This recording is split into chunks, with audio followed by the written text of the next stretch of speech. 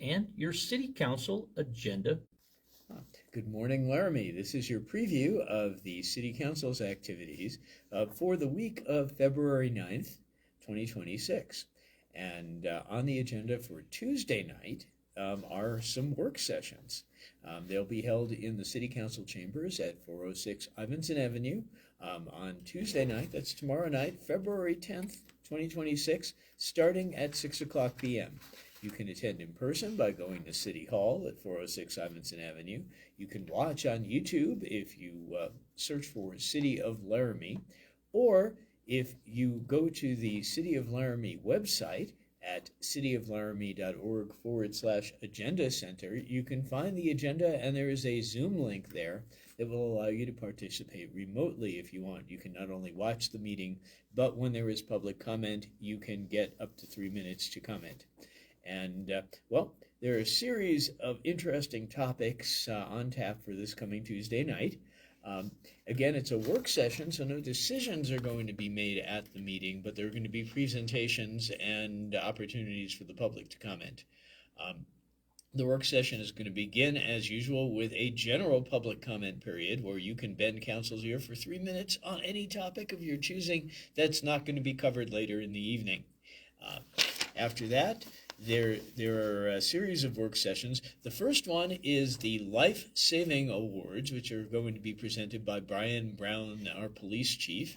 And there's no information on the agenda at exactly who is going to receive an award, but this is obviously going to be an award to first responders for saving lives, and be interested in watching that session. The second work session of the evening is a presentation related to possible building code updates. And this is interesting to anyone who builds anything in Laramie, who gets renovations done, who gets any work done that requires a building permit. And the administration, I have the description of the session here. It says that the policy goal is to protect the health and safety of the public by regulating minimum requirements for new and existing buildings, facilities, storage, and processes, and to regulate and govern the safeguarding of life and property from deficiencies in design, construction, and maintenance of buildings that are occupied or will be occupied in the future. That's a lot of verbiage, but essentially it has to do with the enforcement of building codes and contractor licensing. Now, up to a few years ago, we've had building codes forever, but up to a few years ago, we didn't have contractor licensing. And when that regime was imposed several years ago, it really was a seismic event. Suddenly, certain people who were doing work in Laramie that you could hire to do various things to your building couldn't do it anymore. You couldn't pull a permit anymore to do the things. Only a licensed contractor could pull a permit. And so suddenly the entire situation changed. If you wanted to build anything, if you wanted to do any renovations, basically suddenly there was a whole lot more regulation. And there was a meeting on December 12th, 2026, and I attended it, where the contractors got together with city officials and talked about the issues that they'd have related to building code enforcement. Now, the meeting was intended, it said, to give contractors a voice in how building codes affect the way they build and construct in our community. Really, there were two main themes to the contractors' comments. The first was that once they did work, they'd pulled a permit, they'd done work, and they were trying to get it inspected. The city inspectors weren't always very good about coming out and vetting their work. And they were spending time, which they had to charge the customers for, to waiting for the inspector to come by before they could and sign off on the work before they could finish. And, the city apparently is a bit understaffed in this area, and it's a problem that unfortunately it wants to regulate, but it doesn't actually have enough people to enforce the regulations in a streamlined way. The second one, and this is the second point that came up, and this is a point that I definitely agree with as an engineer, was that the city was too quick to adopt new codes, new building codes, and new electrical codes, and other such things. Um, the electricians, in particular, are complaining that the 2026 electrical code was going to greatly increase the cost of doing any sort of new construction or renovation. And well, as an engineer, I can tell you that's definitely true. The reason why has to do with the way the building codes are made. The electrical code is made by an organization called the NFPA, the National Fire Protection Agency. And what they do is every 3 years they come out with a new version of the code book for electrical work, and the NEC, or National Electrical Code. And this is a thick book. This is as thick as telephone books used to be. And it describes every detail of how you have to do electrical work. Well, they have meetings in between the releases of these books where people get to come in and recommend changes and additions to the code. And apparently, over the last several years, the people who have come in to recommend these things have been the manufacturers of electrical equipment, and they are recommending more complex, more sophisticated, and more costly equipment. So it used to be that maybe you'd spend a few $100s, several $100s at most, to revise the electrical service to your house. Well, they're recommending expensive new equipment, including circuit breakers, which don't cost $20 anymore, but now cost $70 or $80 each for your building. And so suddenly the cost of just wiring wiring any place for electrical service has skyrocketed. Well, the contractors are concerned about this because they want to be able to charge their customers a reasonable amount for the equipment and for the labor.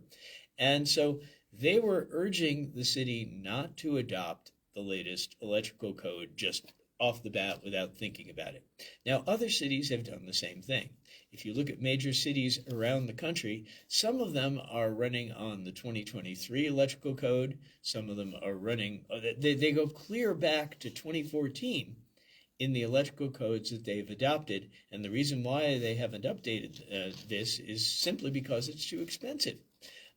This is very important, and I hope the point is made to council that if their goal is to provide affordable housing and to stimulate the growth of businesses in Laramie, they should not just adopt the latest and greatest new code. Again, it's the result of lobbying, not necessarily good reasons to make things safer, and it's not necessarily a good thing. If you're interested in this subject, again, you'll get an opportunity to comment as a member of the public this coming Tuesday night. And again, if you run any kind of business, if you're thinking of building anything, if you're thinking of having work done on your house, you may want to comment on this. So that's the main thing. That's the main thing about this work session that's interesting. The next work session on Tuesday night is going to be a staff presentation on the Forge Laramie Comprehensive Planning Effort. Now, what is that? Okay, well, state statute now requires that every city in Laramie have a comprehensive plan for land use and other things related to that. Basically, you have to have a plan for how, if you annex new land, how it's going to be zoned, what you do with existing zoning, other things related to land use, including your municipal utilities, things like that. And so the city the city of Laramie has not updated its comprehensive plan since 2007. And so the Forge Laramie Comprehensive Planning Effort is an effort to update that. Now, there's some controversy with regard to these comprehensive plans. I mean, the Soviet Union used to do 5-year plans, and they were hamstrung by those plans because they couldn't, with those plans in place, they couldn't react quickly to current events. When something major happened in the world, they were stuck with this plan which didn't necessarily reflect the future. And, well, that's equally true on the city of Laramie municipal level.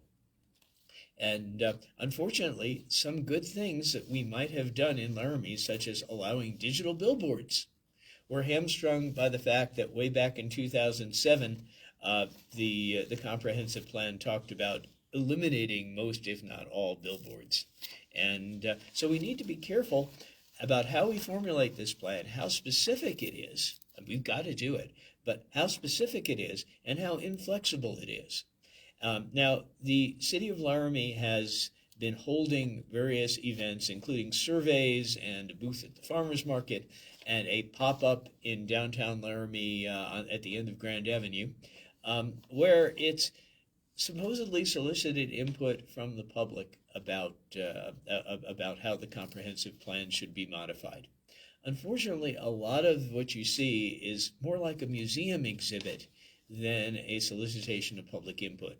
If you go to the pop-up, if you monitor the discussions about the plan, it's more prescriptive than it is soliciting input, and that's unfortunate. I think the public should be more involved in this. I think it should definitely comment at the meeting with regard to what we do with this plan as it goes forward. But the most important thing we need to advise council to do is not set too many things in stone. Laramie is, well, we're a small city. We have to be reactive, and we have to be able to react quickly to economic trends. Even simple things such as the legislature potentially cutting the UW budget. We can't just set a plan in stone for 20-odd years. And okay, we're coming up to the 20th anniversary of the original comprehensive plan, and we can see how things didn't fit. So my advice to members of the public is get involved. Go to that pop-up, which is operating downtown Wednesday through Friday. Again, it's down at the end of Grand Avenue in a rented space. You can make an appointment to talk to the staff about it at other times, but the best way to do it is really to go to it when it's open. And comment on this. Make sure that we're not locking ourselves into a plan that isn't sufficiently flexible for the future. So anyway, that's that work session item. And then there's finally one more work session item, and that is called Civic Sense. And that is basically what's going to be discussed there is the continuing effort to make city finances more transparent. That's going to be presented by Jennifer Wade, the Administrative Services Director, who is sort of the master accountant for the city. And, well, according to the description, the city's finance division, collaborating with the city manager's office, has been working to improve financial transparency for the past several years, and they're going to be talking about their accomplishments. They're going to be talking about financial individual financial topics that that are of interest, and just generally having a short presentation about city budgeting and about how the public can monitor that. If you're interested in that, definitely watch the work session and comment on it. One of the concerns, again, that that the public may have about this is that yes, you can see you can see what's going on inside the city a little better, and that's a good thing. But can you influence it? Can you what are the city's priorities in spending? And the public may want to comment on that. So anyway, finally, there's another public comment period at the end of the meeting related to the Civic Sense item, and then a session where there are going to be city council updates and council comments and a review of the agenda for the following Tuesday's meeting. There is no, at the time I looked at the website, there was no preliminary agenda posted, so we'll have to see what they have planned for the following Tuesday. And that is your summary of what's going to happen on this coming Tuesday night. A lot of interesting topics, something for everyone probably, and I think it's going to be an interesting evening. I definitely plan to be monitoring what's happening there. Also starting today, Brett, is the 2026 Wyoming Legislature. This session, a 20-day session, and as L. Cameron, earlier guest, noted, 10 a.m. there'll be a state address by Governor Gordon, and that from the Capitol.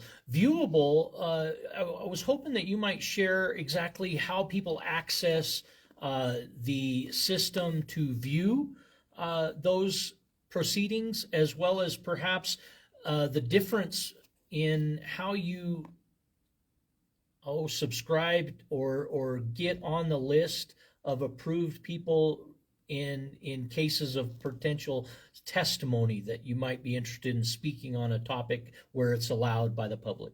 Okay, this is a topic which could take another hour by itself. The State of the State address is going to be accessible through the governor's website. If you go to the go to the state website, state.wy.us, you can find the governor's portion of the site. You can find a link to the video. I believe it's also going to be on YouTube.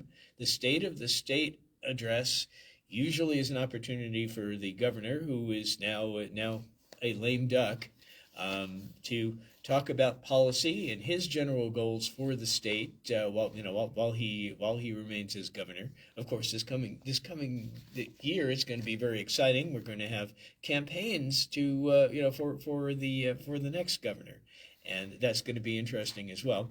But in general, he's going to state his goals.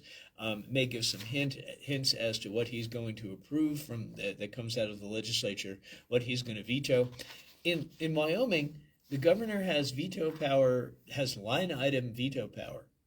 And this is a budget session, so things that come out of the legislature, various budget items, can be vetoed by the governor. But he doesn't actually get to state what's in it.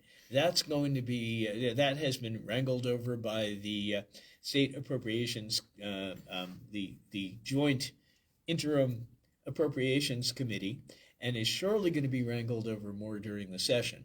And both houses have to agree. They start out with bills that mirror one another going into the session, and then each house of the legislature can modify things, and then they have to get together in conference and agree whether to adopt the changes from the other house. So it's a complicated process, and the budget session is only 20 days. It's a short one, so the budget is going to be the main topic. It's going to be fast and furious. And if you go to the legislature, it's as a member of the public, unfortunately, you do not have the kind of knowledge and access that the lobbyists have. You can still see some of these sessions and some of these meetings as things are as things are worked out. Probably the most impactful thing for Laramie residents is what happens to UW's budget. The legislature originally proposed cutting $40 million from the university's budget, and is now backing off on cuts to certain areas. But as you'll expect, the back-offs are on politically convenient things, not necessarily on things which would keep the university going in general. Especially on energy-related things. You'll note that they're backing off on cutting those things. There's a lot of talk about politically biasing the way the university teaches one way or another, or claims that they're eliminating bias. And that's going to be another hot topic as the legislature works things out. It'll also be interesting to see what other bills are considered beyond the budget. There needs to be a 2/3 vote before a House bill or a Senate file can even be considered during a budget session, because time is so short. And it'll be interesting to see what bills make it to the floor other than the budget. This is going to be a very politically charged thing. Want to thank you for giving that overview of the Wyoming legislature, as well as the city of Laramie matters. Each week, Brett Glass, you come in, and we thank you for doing so here on 93.5 FM. Just another couple notes. Relay for Life daffodil and tulip sales. Those pre-order deadline for those bouquets, February 13th, that's this Friday. You want to call Pam Brecken, 760-4753. And those deliveries will be available in the Laramie area, only in the Laramie area, around March 24th. And proceeds benefit Albany County Relay for Life and the American Cancer Society. And the Albany County Stock Growers annual dinner dance this Saturday, February 14th as well. You can find out details from Ryan Wilson, 761-1522. And also this weekend, you'll have the occasion to celebrate birthday, Valentine's Day, and 2 years anniversary in business at 1951 Snowy Range Road in West Laramie. That's the home of Snowy Range Flea Market and Farm Stand. Also, Saturday, the 13th annual Sportsman's Raffle, where they will be at the University of Wyoming Fieldhouse. Open doors, 5 p.m., 6 p.m. dinner and drawings. All proceeds support the Ivinson Memorial Hospital, Meredith and Jeannie Ray Cancer Center. And that, in its 13th year, a celebration you may not want to miss. Also, unique to Laramie, Tim Tebow Foundation presents Laramie's Night to Shine, and that is at the Hilton Garden Inn at the University of Wyoming Conference Center in the Hilton Garden Inn, and the New Life Church group organization, proud. Still, tickets may be available for that, and volunteer positions also needed, filled. You can look online at New Life Church, Laramie's Night to Shine, and you will find out all the details for that. In what an uplifting opportunity this week in Laramie, Wyoming. These messages brought to you in the public interest by Dan Passman, Union Home Mortgage, 208 Grand Avenue in Laramie, and I-80 Towing and Automotive Services, 3830 Cherrywood Loop East in Laramie, and the Benton Rusty, 308 South 2nd Street. All support welcome at the Talk Shop. We appreciate you and thank you. Have a great day, everybody.